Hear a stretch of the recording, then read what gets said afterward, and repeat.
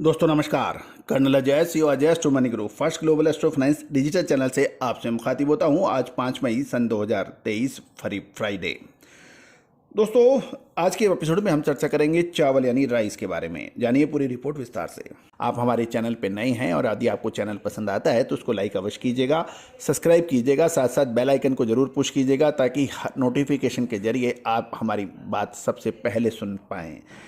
दोस्तों कुछ सूत्रों से पता लगा है कि पाकिस्तान में चावल की फसल कम होने से भारतीय बाजारों को उसका बड़ा फायदा हुआ और भारतीय चावल का निर्यात बढ़ा। गौरतलब है कि पाकिस्तान के अंदर बाढ़ आने से फसलों को काफ़ी नुकसान होने के समाचार थे। इसका अपडेट हमने आपको लगातार पहले भी किया। देश से नॉन बासमती चावल का निर्यात चालू विश्व वर्ष में कीर्तिमान स्तर पर पहुंच गया है, रिकॉर्ड तोड़।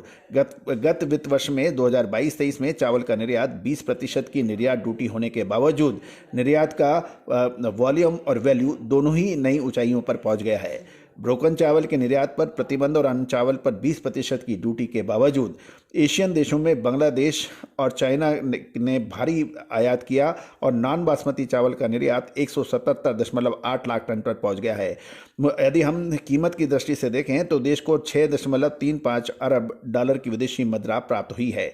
देश में पूर्व वर्ष में नॉन बासमती चावल 172.6 लाख टन और मूल्य की दृष्टि में 6.12 अरब डॉलर का निर्यात हुआ था। नॉन बासमती और बासमती चावल को कुल मिलाकर निर्यात 2022-23 में लगभग 222.8 लाख टन का हुआ है और ये 11.13 अरब डॉलर की कीमत का है, जो कि एक कीर्तिमान है।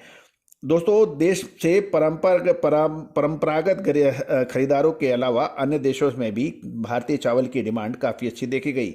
अफ्रीकन देशों में बेनिन, सेनेगल जैसे देशों की मांग भी अच्छी थी। इसके अलावा बांग्लादेश, चीन, नेपाल और वियतनाम से भी भारतीय चावल की डिमांड काफ़ी अच्छी रही।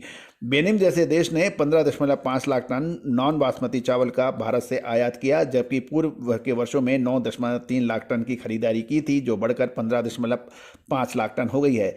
सेनेगल, अफ्रीकी देश सेनेगल ने भी 13.3 लाख टन चावल का आयात किया, जो कि पिछले वर्ष ये 10.9 लाख टन का था, यानी इसके अंदर भी अभूतपूर्व वृद्धि मानी गई है। चाइना की खरीदारी को देखें तो ये इसके अंदर कुछ घटत है और ये 15 लाख टन की रही, जबकि पूर्व के देशों में चाइना ने 16.3 लाख टन की चावल की खरीदारी की थी, लेकिन इस बार इसने 15 लाख टन की खरीदारी की है, जो लगभग 1.3 लाख टन की से कमी है।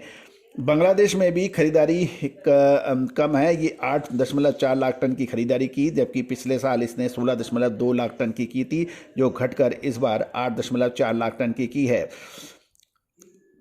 साथ साथ पूर्व के वियतनाम ने 6.4 लाख टन की खरीदारी की है।